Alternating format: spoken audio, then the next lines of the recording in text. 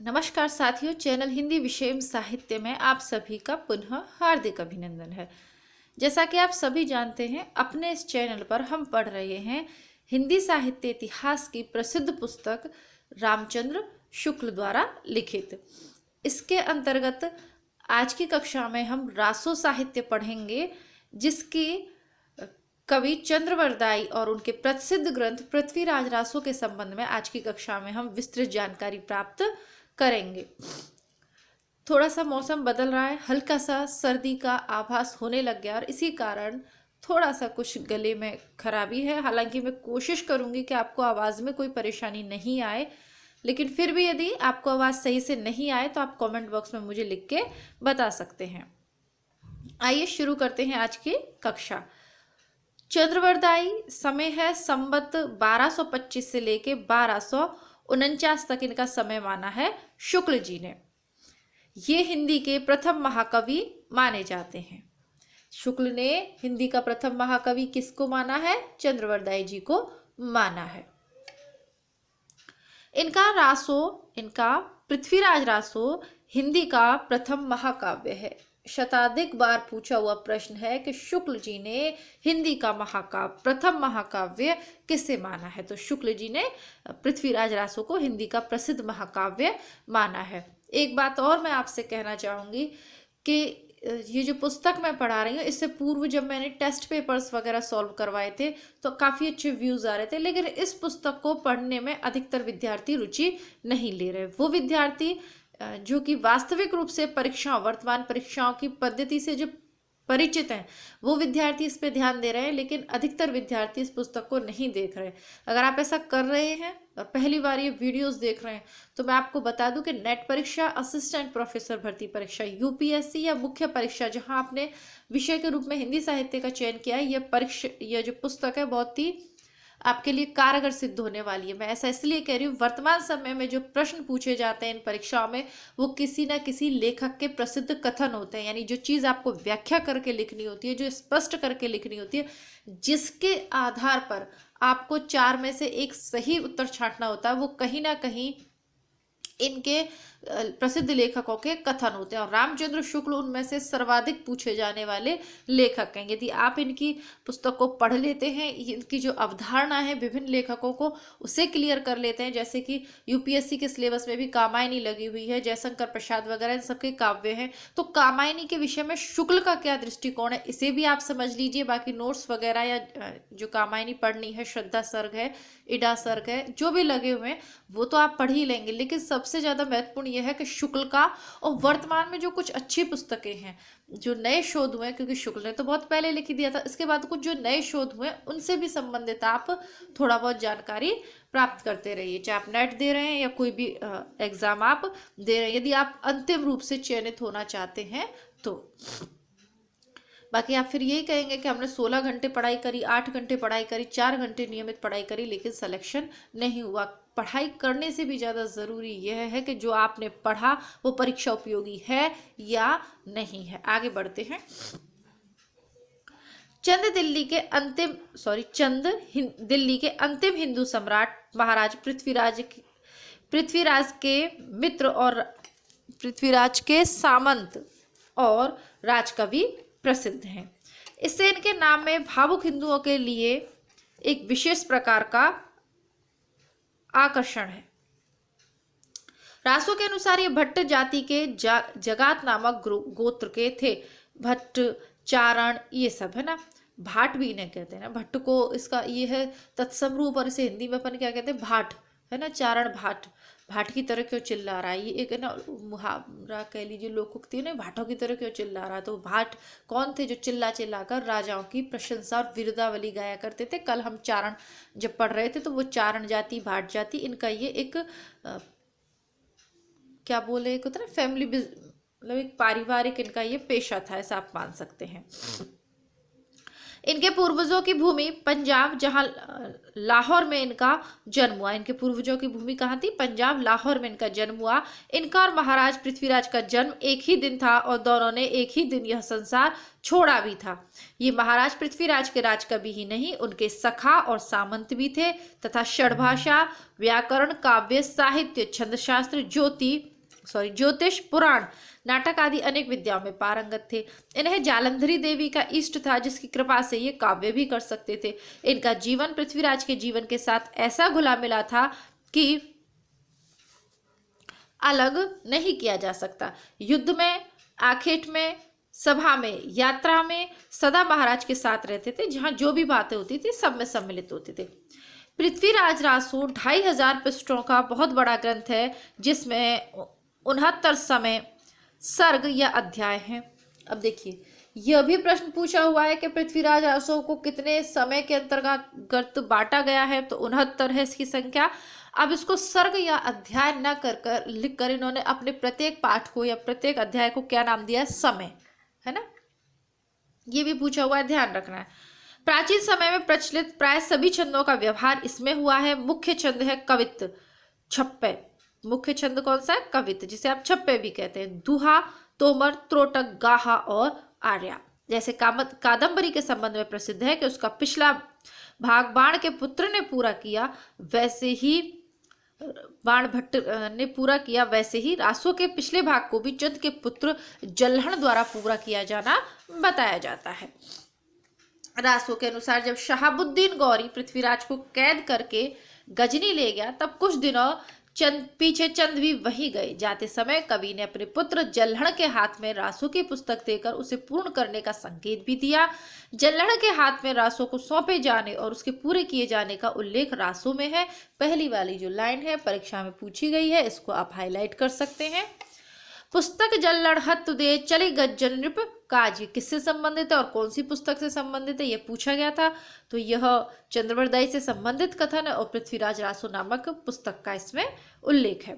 रघुनाथ चरित हनुमंत कृत भूप भोज उद्रय जिमी, पृथ्वीराज सुजस कवि चंद कृत चंद नंद उद्रय तिमी। पृथ्वीराज रासो में आहू के यज्ञ कुंड से 4 क्षत्रिय कुलों की उत्पत्ति तथा चौहानों के अजमेर में राजस्थान से लेकर पृथ्वीराज के पकड़े जाने तक का सविस्तार वर्णन है। इस ग्रंथ के अनुसार पृथ्वीराज अजमेर के चौहान राजा सोमेश्वर के पुत्र और अर्णोराज के पौत्र थे। सोमेश्वर का विवाह दिल्ली के तुम्बर यानी तोमर राजा अनंगपाल की कन्या से हुआ। अनंगपाल की 2 कन्याएं थी, सुंदरी और कमला। सुंदरी का विवाह कन्नौज के राजा विजयपाल के साथ हुआ और इस संयोग से जयचंद राठौड़ की उत्पत्ति हुई।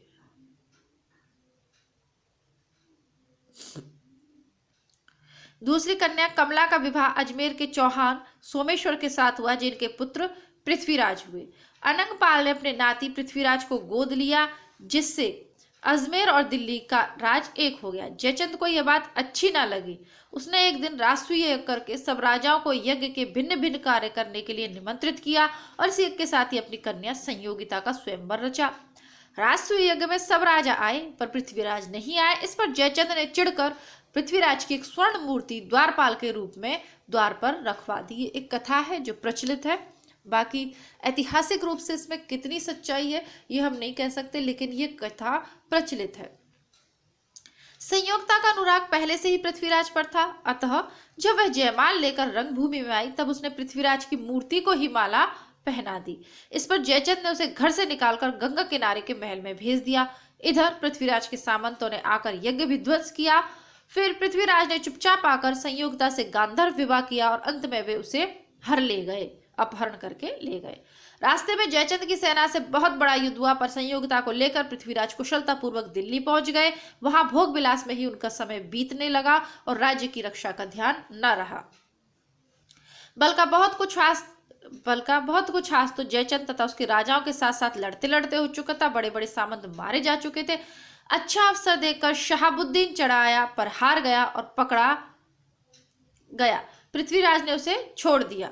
अब ये ही सबसे बड़ी गलती है कि जब शहाबुद्दीन गौरी को आपने पकड़ लिया, है ना, कहते हैं ना दुश्मन को, सांप को कभी भी कुचल के नहीं छोड़ देना चाहिए। या तो आप वो दूर है आपसे, आप दूर से निकल जाओ, कोई दिक्कत नहीं है, लेकिन यदि कुचल दिया ना तो फिर उसको बिल्कुल ही आप मार के वहां से बढ़ो, नहीं तो वो आपको पलट के काट लेगा। और यही हुआ।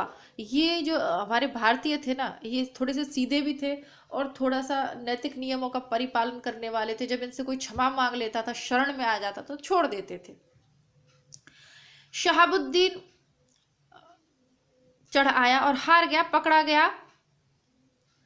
पृथ्वीराज ने उसे छोड़ दिया। वह बार बार चढ़ाई करता रहा और अंत में पृथ्वीराज पकड़कर गजनी भेज दिए गए। कुछ काल के पीछे कभी चंद भी गजनी पहुंचे। एक दिन चंद के इशारे पर पृथ्वीराज ने शब्द भेदी बाण द्वारा शहाबुद्दीन को मारा और फिर दोनों एक दूसरे को मारकर मर गए। शहाबुद्दीन पृथ्वीराज के बैर के कारण यह लिखा गया है कि शहाबुद्दीन अपने यहाँ की एक सुंदरी पर आसक्त था जो एक दूसरे पठान सरदार हुसैन शेख को चाहती थी। जब ये दोनों शहाबुद्दीन से तंग हुए तब हार कर पृथ्वीराज के पास भाग आए। शहाबुद्दीन ने पृथ्वीराज के यहाँ कहला भेजा कि उन दोनों को अपने यहाँ से निकाल दो। पृथ्वीराज ने उत्तर दिया कि शरणागत की रक्षा करना क्षत्रियों का धर्म है, अतः इन दोनों को हम बराबर रक्षा करेंगे। इसी बैर से शहाबुद्दीन ने दिल्ली पर चढ़ाइयां की। यह तो पृथ्वीराज का मुख्य चरित्र हुआ। इसके अतिरिक्त बीच बीच में बहुत सी राजाओं के साथ पृथ्वीराज के युद्ध और अनेक राजकन्याओं के साथ विवाह की कथाएं भी रासों में भरी पड़ी हैं।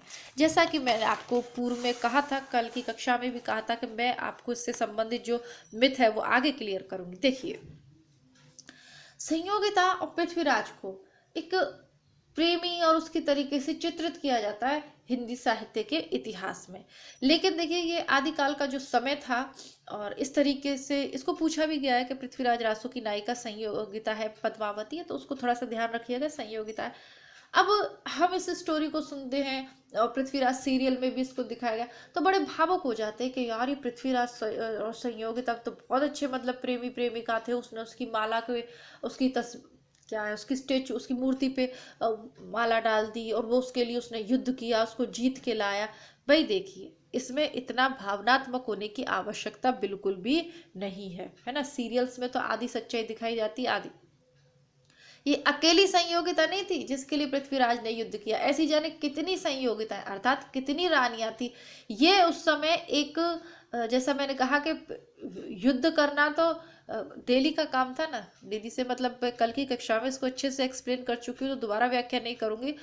तो दूसरे की कन्या का हरण करना अपनी शक्ति प्रदर्शन के लिए, ठीक है। अब चलो ठीक है, माना हो सकता है कि संयोगिता पृथ्वीराज को पसंद करती हो, ये सच हो, लेकिन मतलब दूसरे की कन्या का हरण करना, दूसरे की जमीन पर अपना राज्य विस्तार करने के लिए भी पड़ोसी राजा पे चढ़ाई कर देना, एक दूसरे से ईर्ष्या करके किसी तीसरे को उस पर चढ़ाई के लिए आमंत्रित कर लेना, ये सब ये जो पारस्परिक हिंदू राजाओं की जो ईर्ष्या देश वाली भावना थी ना, इसने कहीं ना कहीं बाद में भारत को एक तरफ से गुलामी की तरफ और अन्य जातियों की गुलामी की ओर ढकेला, ठीक है। और फिर रानियों के साथ कुछ समय एक रानी के साथ रहे और उसके बाद जब उससे मोह भंग हो गया तो फिर दूसरी कहीं चढ़ाई करके किसी और की कन्या का रूप वर्णन सुन लिया तो उसी के लिए आकर्षित होकर आप चढ़ाई कर रहे हो। किस लिए कर रहे हो कि उसकी कन्या बहुत सुंदर है, उसका हरण करना है। हालांकि उसको इनके जो भाट थे, चारण थे, इनके जो आश्रयी दरबारी थे, उन्होंने बहुत बढ़ा चढ़ाकर वर्णन किया है, लेकिन वास्तविकता यही है कि उसका उद्देश्य कोई महान उद्देश्य नहीं था कि चक्रवर्ती सम्राट न था पूरे भारत को एकता के सूत्र जो उद्देश्य को लेकर चाणक्य चले थे कि विदेशी आक्रांताओं से भारत को मुक्त कराने के लिए उन्होंने एक ऐसे छत्र की आवश्यकता थी जिसके नीचे सारे भारत के राजा एकत्रित हो सके और चंद्रगुप्त मौर्य को राजा बनाया। वो एक उदात्त की भावना लिए, सामाजिक हित की भावना लिए हुए एक विस्तृत चीज है। और ये जो छोटे मोटे जो चीजें हैं, छोटे छोटे युद्ध हो रहे हैं, इन्होंने भारत को कमजोर किया। ये लोग सिर्फ अपने संकुचित स्वार्थों के लिए जी रहे थे और लड़ मर रहे थे। इनका देश से और एक तरीके से देखा जाए तो समाज से भी कोई लेना देना नहीं था, क्योंकि युद्ध में कोई हारे या कोई जीते, समाज हमेशा हार जाता है।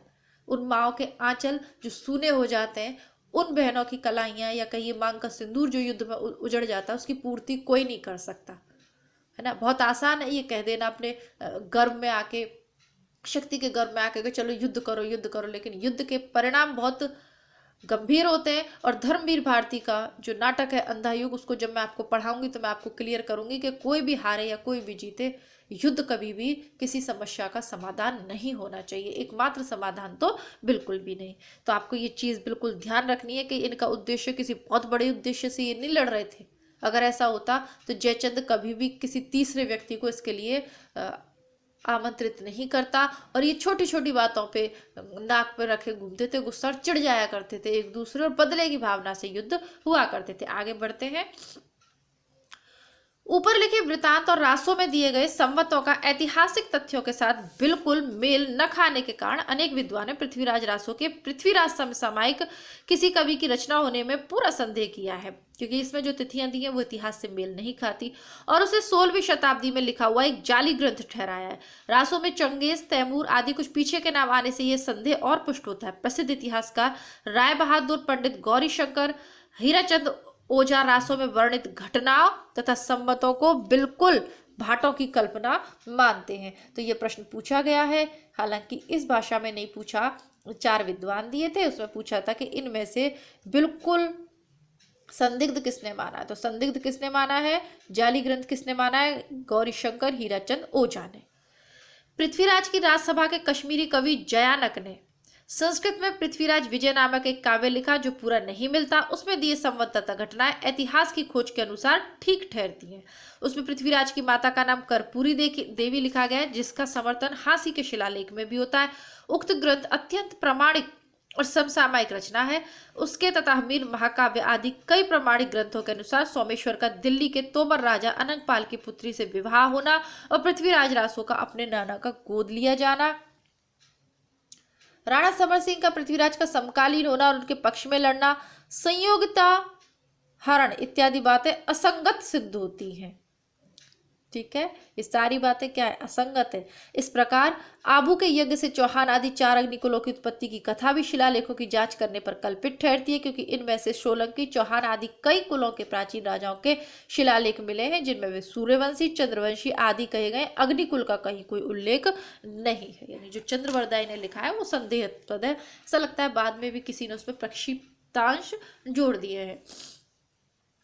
चंद्र ने पृथ्वीराज का जन्म काल संवत 1115 में दिल्ली गोद जाना, 1122 में कन्नौज जाकर 1951 में शहाबुद्दीन के साथ 1158 में युद्ध लिखा है। पर शिलालेखों और दान पत्रों से जो संकेत मिलते हैं उनके अनुसार रासों में दिए हुए संवत ठीक नहीं है। अब दान पत्र या शिलालेख जिन पर पृथ्वीराज जयचंद और परमर्दी देव महोबे के राजा परमाल के नाम आए इस प्रकार मिलते हैं। पृथ्वीराज के चार जिनके संवत है 1224 1244 के बीच में, जयचंद के 12 जिनके संवत 1224 और 1243 के बीच में है, परमर्दी देव के 6 जो 1223 से और 1258 के बीच में, और एक संवत 1239 का है जिसमें पृथ्वीराज और परमर्दी देव राजा परमाल के युद्ध का वर्णन है। तो ये तो एक अलग हो गया ना। यहाँ पर जो चर्चा हो रही है, जो चंद्रवरदाई कह रहे हैं वो क्या कह रहे हैं, 1115 1122 1158 1151। यहाँ पर जो शिलालेख मिले हैं उनमें क्या है, 1224 1244 1200, मतलब ये अलग ही अलग चीजें हो गई। इन संवतों से पृथ्वीराज का जो समय निश्चित होता है उसकी सम्यक पुष्टि फारसी तारीख से भी हो जाती है। फारसी इतिहासकारों के अनुसार शहाबुद्दीन के साथ पृथ्वीराज का समय युद्ध हिजरी विक्रम संवत 1248 से 1191 में हुआ। अतः इन संवतों के ठीक होने में किसी प्रकार का संदेह नहीं। पंडित मोहनलाल विष्णुलाल पंड्या ने रासों के पक्ष समर्थन में इस बात की ओर ध्यान दिया कि रासों का सब संबंधों में यथार्थ संवत 90-91 वर्ष का अंतर एक नियम से पड़ता है। उन्होंने यह विचार उपस्थित किया कि अंतर भूल नहीं है बल्कि किसी कारण से रखा गया। इसी धारणा को लेते हुए उन्होंने रासों के एक दोहे को पकड़ा। ध्यान दीजिएगा, इनसे संबंधित भी प्रश्न पूछा गया है। 1 से 15 विक्रम साक आनंद तिहिरी रिपुजय पुरहरन को भय पृथ्वीराज नरिंद्र, और विक्रम साक आनंद का अर्थ किया है शून्य और नंद अर्थात 9 और 0 रहित विक्रम संवत। अब क्यों ये 90 वर्ष घटाए गए, इसका वे कोई उपयुक्त कारण नहीं बता सके। नंदवंशी शूद्र थे, इसलिए उनका राजस्व काल राजपूत भाटों ने निकाल दिया। शूद्रों का वर्णन इन भाटों ने नहीं किया। इस प्रकार विलक्षण कल्पना करके वे रह गए। इस प्रकार की विलक्षण कल्पना करके मोहनलाल विष्णुलाल पंड्या रह गए। ये मैंने आपको नोट्स में भी बताया था कि इन्होंने आनंद नामक जो संवत है उसकी एक कल्पना इन्होंने करी है ना। एक नया संवत चला दिया आनंद, जो कि तिथियों में 90 वर्ष के अंतर को ठहराता, ताकि किसी भी प्रकार ये चंद द्वारा लिखित तिथियों से मेल कर पाए जो तिथियां हमें शिलालेखों में मिली हैं उनसे, पर ये ऐसा हो न सका। पर इन कल्पनाओं से किसी प्रकार का समाधान नहीं होता। आज तक और कहीं प्रचलित संबंध में से कुछ निकालकर संवत लिखने की प्रथा नहीं पाई गई है। फिर यह भी विचारणीय है कि जिस किसी प्रचलित विक्रम संवत में से 90-91 वर्ष निकालकर पृथ्वीराज में संवत दिए गए, उनका क्या ऐसा जानबूझकर किया गया अथवा धोखे से या भ्रम में पड़कर? ऊपर जो दोहा उद्धृत किया गया उसमें आनंद के स्थान पर कुछ लोग आनंद पाठ का होना अधिक उपयुक्त मानते हैं। इसी रासों का एक दोहा यह भी मिलता है, एकादश पे पंचदह विक्रम जिस ध्रुवसुत प्रत्यसाख पृथ्वीराज लस्यो विप्र गुण गुप्त। इनमें भी 9 के गुप्त करने का अर्थ निकाला गया है, पर कितने में से 9 कम करने का यह तीसरा शक बनता है, यह नहीं कहा गया। दूसरी बात यह है कि गुणगुप्त ब्राह्मण का नाम गुणगुप्त प्रतीत होता है। बात सम्मत की ही नहीं है। इतिहास विरुद्ध कल्पित घटनाएं जो भरी पड़े हैं उनके लिए क्या कहा जा सकता है? मानो कि रासो इतिहास नहीं काव्य ग्रंथ है, पर काव्य ग्रंथों में सत्य घटनाओं में बिना किसी प्रयोजन के कोई उलटफेर नहीं किया जाता। जयानक का पृथ्वीराज विजय भी तो काव्य ग्रंथ ही है, फिर उसमें क्यों घटनाएं और नाम ठीक ठाक है? देखिए, अब आपको ये याद रखना है, यह भी पूछा गया था, ठीक है। जब आपसे पृथ्वीराज रासो पूछा जाए तो उत्तर होगा चंद्रवरदाई, और पृथ्वीराज विजय पूछा जाए तो उत्तर होगा जयानक। दोनों ग्रंथ अलग अलग कवियों ने लिखे हैं, कंफ्यूज नहीं होना है। यूपीपीसीटी में ये पूछा गया था, पृथ्वीराज रासो चंद्रवरदाई रटते रटते अधिकतर बच्चे बिना देके चंद्रवरदाई कर आए थे, जबकि सही उत्तर है जयानक।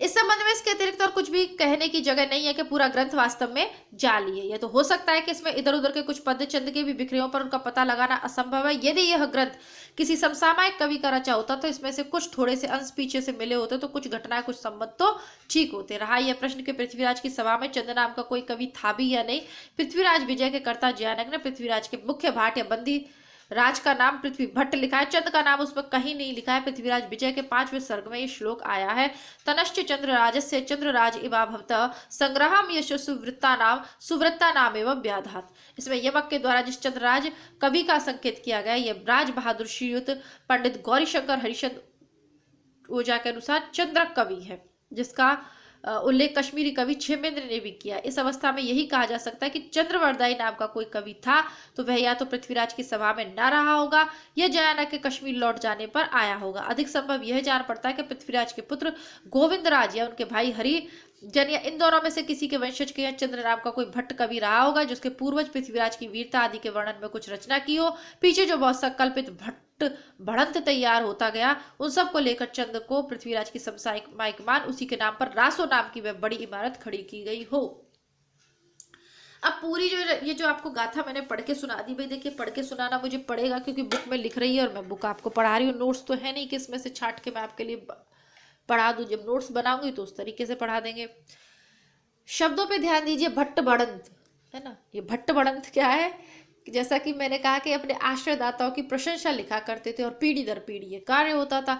तो कहते पृथ्वीराज के समय में तो चंद्रवरदाई का उल्लेख किसी अन्य साहित्यिक कृति में नहीं मिलता, तो बाद में ये चंद्रवरदाई हुए, और क्योंकि इनके घर में बहुत सी इनको मटेरियल मिला, सामग्री मिली, इन्होंने बहुत कुछ अपने पूर्वजों से पृथ्वीराज के वीरता के विषय में सुना, जो युद्धों में इन्होंने वीरता दिखाई, कुल मिला के इन्होंने एक ग्रंथ तैयार कर लिया। इसलिए भी चीज़ें एक दूसरे से मेल नहीं खाती। अब इसमें पूरी चीज में सीजो है कि रामचंद्र शुक्ल ने भले ही पृथ्वीराज रासो का सहारा लिया हो, उसको रासो साहित्य के मतलब वीरगाथा काल के, लेकिन वो इसे पूरी तरह प्रमाणिक ग्रंथ शुक्ल जी भी नहीं मानते, जो उन्होंने इतना लंबा चौड़ा इसके विषय में लिखा है। विभिन्न उदाहरणों के माध्यम से विभिन्न लेखकों की मान्यताओं को आधार बनाकर उन्होंने ये स्पष्ट कर दिया है कि पृथ्वीराज रासो एक प्रमाणिक ग्रंथ नहीं है।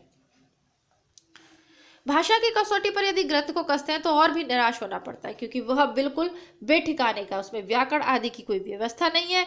दोहों की और कुछ कुछ कविताओं की छप्पियों की भाषा तो ठिकाने की, पर त्रोटक आदि छोटे छंदों में तो कहीं कहीं अनुस्वारांत शब्दों की ऐसी मनमानी भरमार है जैसे कि संस्कृत प्राकृत की नकल की हो। कहीं कहीं तो भाषा आधुनिक सांचे में ढली दिखाई पड़ती है, क्रियाएं नए रूपों में मिलती है, पर साथ ही साथ कहीं कहीं भाषा की असली प्राचीन साहित्यिक रूप में भी पाई जाती है, जिसमें प्राकृत और अपभ्रंश के शब्दों के साथ साथ शब्दों के रूप और विभक्तियों के पुराने चिन्ह पुराने ढंग के हैं। इस दशा में भाटों के इस बाग जाल के बीच कहाँ पर कितना असली है, इसका निर्णय असंभव होने के कारण यह ग्रंथ ना तो भाषा के इतिहास के और न साहित्य के इतिहास के जिज्ञासुओं के काम का है। यानी कि हम लोगों को इस ग्रंथ को पढ़ना बिल्कुल भी जरूरी नहीं है अगर हम आगे शोध करना चाहते हैं हिंदी विषय में तो। लेकिन अब हमारे सिलेबस में यदि इसका कोई अंश लगा है तो वो हमें पढ़ना पड़ेगा। और बीए एमए में ये ग्रंथ के भाग पढ़ाए जाते हैं, पढ़े हैं हमने।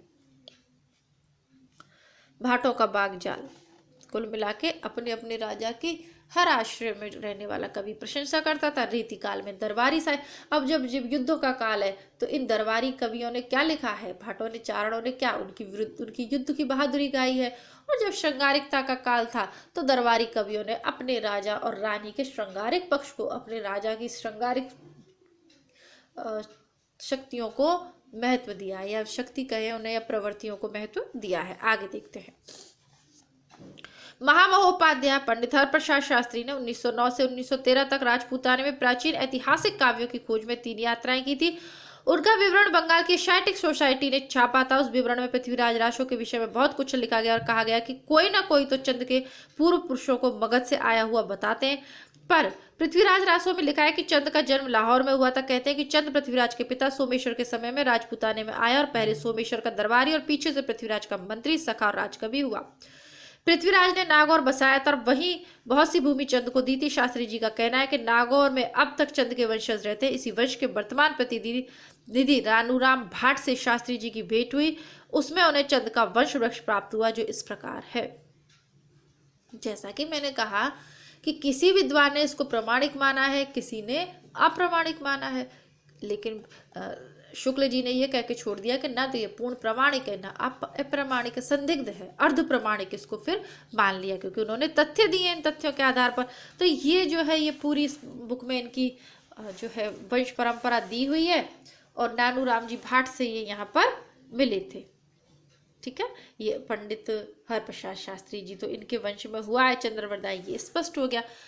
नानूराम जी का कहना है कि चंद के 4 लड़के थे, जिनमें से एक मुसलमान हो गया, दूसरे का कुछ पता नहीं, तीसरे के वंशज अंभोर में जा बसे और चौथे का वंश नागौर में चला।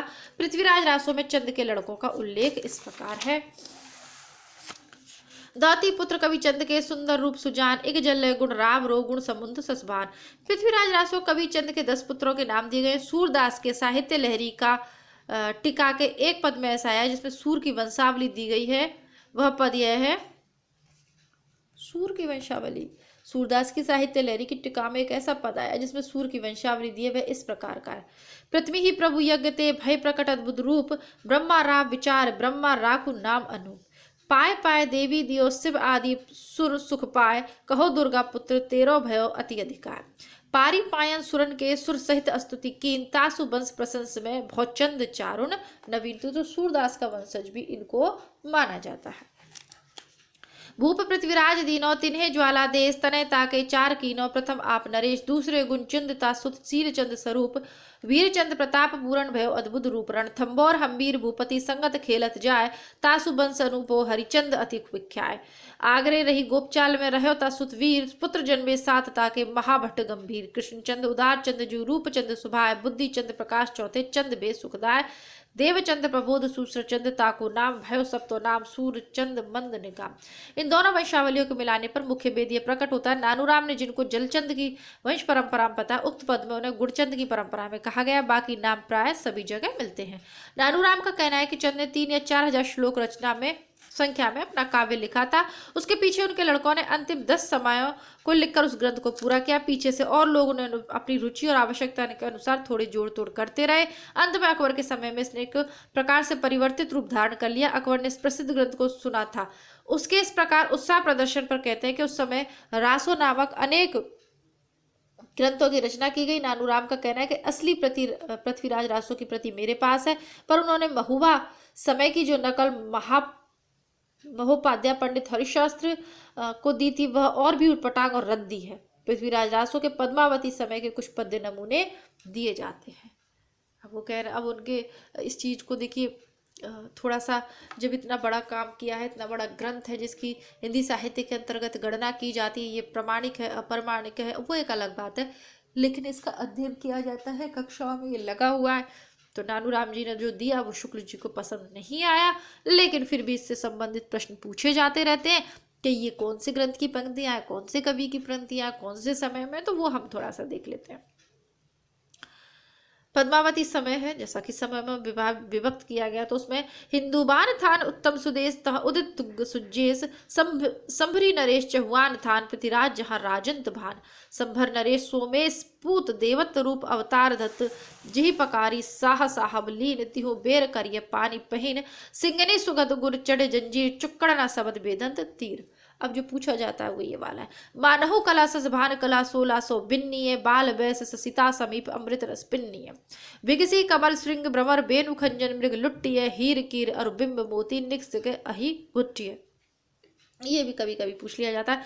कुटिल केस सुदेश परिचेत पिक सद कमल गंध वै संध हंस गति चलित मंद मद श्वेत वस्त्र सोहे शरीर न स्वाति बूंद रस भवर भवई भुल्लही सुकाम मकरंद वास रस। तो कितनी सुंदर वर्णन है इन्होंने पद्मावत समय का, है ना। पद्मावती सुंदरी नायिका माना है उसको।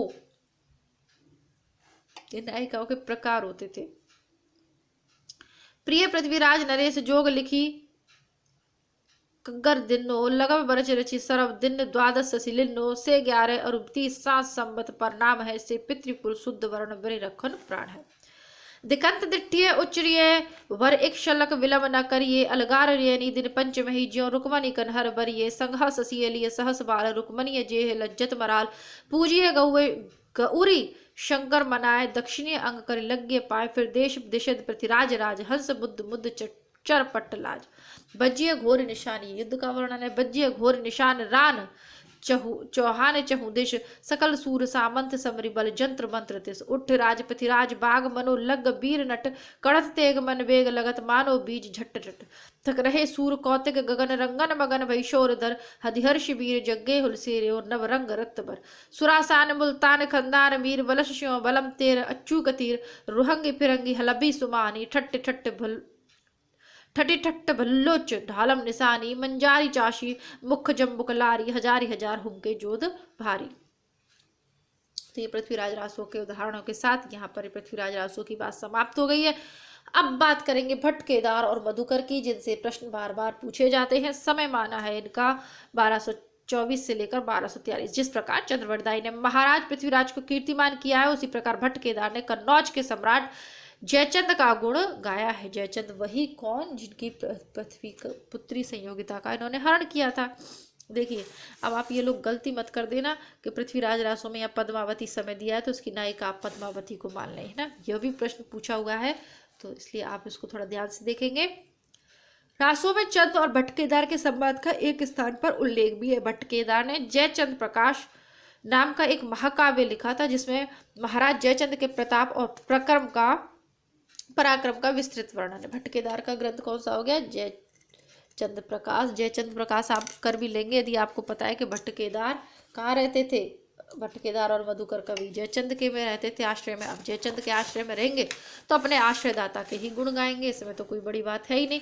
इसी प्रकार जयमेंग जसचंद्रिका नामक एक बड़ा ग्रंथ इन्होंने लिख दिया। किसने? मधुकर कवि ने लिख दिया। पर दुर्भाग्य से दोनों ग्रंथ आज उपलब्ध नहीं है। केवल इसका उल्लेख सिंघाय दयाल दासकृत राठौड़ आदि ख्यात में मिलता है, जो बीकानेर के राज पुस्तक भंडार में सुरक्षित है। इस ख्यात में लिखा गया है कि दयाल दास ने आदि से लेकर कन्नौज तक का वृतांत इन्हीं दोनों ग्रंथों के आधार पर लिखा है। इतिहासज्ञ इस बात को अच्छी तरह जानते हैं। विक्रम की 13वीं सदी के आरंभ में उत्तर भारत में दो प्रधान साम्राज्य थे। एक था तो गहरवार और राठौड़ों का विशाल साम्राज्य, जिसकी राजधानी दिल्ली थी, जिसके अंतर्गत दिल्ली से अजमेर तक का पश्चिमी प्रांत था। कहने की आवश्यकता नहीं कि इन दोनों में गहरवारों का साम्राज्य अधिक विस्तृत, धनदान संपन्न और देश के प्रधान भाग पर था। गहरवारों की दो राजधानियां थी, कन्नौज और काशी। इसी से कन्नौज के गहरवार राज्य काशीराज कहलाए। जिस प्रकार पृथ्वीराज का प्रभाव राजपूताने के राजाओं पर था, उसी प्रकार जयचंद का प्रभाव बुंदेलखंड के राजाओं पर था। कालीचंद या महोबे के चंदेल राजा परमर्दी देव परमाल जयचंद के मित्र या सामंत थे, जिसके कारण पृथ्वीराज ने उन पर चढ़ाई कर दी। चंदेल कन्नौज के पक्ष में, दिल्ली के चौहान पृथ्वीराज से बराबर लड़ते रहे।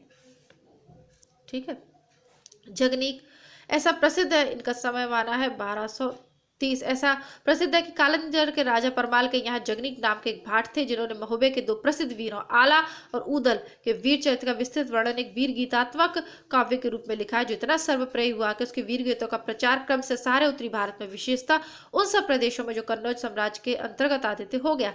जगनीक के काव्य का आज कहीं पता नहीं, पर उसके आधार पर प्रचलित हिंदी गीत भाषा भाषी प्रांतों के गाँव गाँव में सुनाई पड़ते हैं। ये गीत आल्हा के नाम से प्रसिद्ध है। मैंने आपको ये बताया था पूरा। और बरसात में गाए जाते हैं, ये भी पूछा हुआ प्रश्न है कि कौन सी ऋतु में गाए जाते हैं। इतनी छोटी छोटी चीजें शुक्ल के ग्रंथ में से पूछ ली जाती हैं। गांव में जाकर देखिए तो मेघ गर्जन के बीच में और किसी अलहद के ढोल के गंभीर घोष के साथ यह वीर हुंकार सुनाई देगी। 12 वर्ष लो कुकर जिए और 13 लो जिए सियार, बरस 18 क्षत्रिय जीवे, आगे जीवन को धिक्कार। जो क्षत्रिय है तो केवल 18 वर्ष ही जिएगा, उसके बाद अगर जीता तो उसके जीवन को धिक्कार है। इस प्रकार साहित्यिक रूप में न रहने पर भी जनता के कंठ में जगनीक के संगीत की वीर दर्पपूर्ण प्रतिध्वनि अनेक बल खाती हुई अब तक चली आ रही है। ये दीर्घ काल यात्रा में उसका बहुत कुछ कलेवर बदल गया है। देश और काल के अनुसार उसकी भाषा में परिवर्तन नहीं हुआ है, वस्तु में भी बहुत कुछ परिवर्तन होता आया है। बहुत से नए अस्त्रों जैसे बंदूक, किरिच, देशों और जातियों जैसे फिरंगी आदि के नाम सम्मिलित हो गए और बराबर हो जाते हैं। यदि यह ग्रंथ साहित्यिक प्रबंध पद्धति पर लिखा गया होता तो कहीं ना कहीं राजकीय पुस्तकालयों में इसकी कोई प्रतिरक्षित मिलती, पर यह गाने के लिए ही रचा गया था। इसमें पंडित और विद्वानों के हाथ इसकी रक्षा नहीं की गई और नहीं बढ़े जनता ही के बीच इसकी गूंज बनी रही, पर यह गूंज मात्र है, मूल शब्द नहीं। आला का प्रचारियों तो सारे उत्तर भारत में, पर वैसवाड़ा इसका केंद्र माना जाता है। वहाँ इसे गाने वाले बहुत अधिक मिलते हैं। बुंदेलखंड में विशेषतः महुआ के आसपास भी इसका चलन बहुत है। इन गीतों के समुच्चय को सर्वसाधारण आला खंड कहते हैं, जिससे अनुमान होता है कि आला संबंधी वीर गीत जगनीक के रचे उस बड़े काव्य के खंड के अंतर्गत थे जो चंदेलों की वीरता के वर्णन में लिखा गया होगा। आल्हा और उदल परमाल के सामंत थे और बनाकर शाखा के क्षेत्र क्षत्रिय थे। बनाफर शाखा के क्षत्रिय थे। कौन सी शाखा के थे? बनाफर शाखा के। इन गीतों का एक संग्रह आला खंड के नाम से छपा है। फर्रुखाबाद के तत्कालीन कलेक्टर मिस्टर चार्ल्स एलियट ने पहल इन गीतों का संग्रह करके छपवाया था। अब एक और छोटे से बसते हैं श्रीधर, इनको भी देख लेते हैं। इन्होंने संबत 1454 में रणमल छंद नामक एक काव्य रचा था। पूछा जाता है ना, जिसमें ईटर के राठौड़ राजा रणमल के उस विजय का वर्णन जो उसने पाटन के सूबेदार जफर खां पर प्राप्त की थी, एक पद्य नीचे दिया जाता है। ढड्डमई ढमढमकार ढंकर ढोल ढोली जंग या सुरकर्णी रण सर सहणाई समूहिर सरस रसे समरंगिया कल कलहि कालल कोड कल रवि कुमल कायर थणिया संचरई शक सुरताण साहण साहसी सभी संग्रिया। इसी के साथ ये हमारा प्रकरण नंबर 3 समाप्त हो जाता है। प्रकरण नंबर जो 4 है इसको हम कल पढ़ेंगे। कौन कौन से प्रश्न आए गए हैं मैंने आपकी लाइन करवा दी है, उन प्रश्नों को आप थोड़ा ध्यान से देखिएगा, ठीक है। अब ये जो कठिन शब्दों के अर्थ दिए गए, अगर आपके पास पुस्तक है, आप उन दोहों के अर्थ जानना चाहें तो आप ये जान सकते हैं। अब ये थोड़ा सा मैं आपको ये पढ़ के सुना देती हूँ, यदि आपके पास ये पुस्तक नहीं है तो।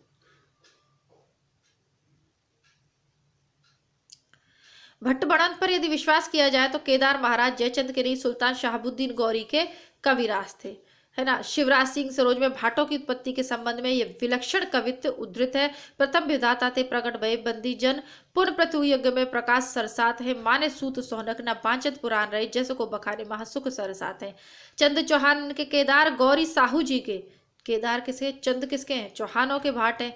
और केदार गौरी सा के गंग अकबर के बखाने गुण गाते। काव्य कैसे मास अजनास धन भाटने को लूटे धरे ताको खुरा खोज मिट जाते। काव्य कैसे मास असनास धन भाटन को लुट धरे ताको खुरा खोज मिट जाता है, उसका तो नामो निशान मिट जाएगा।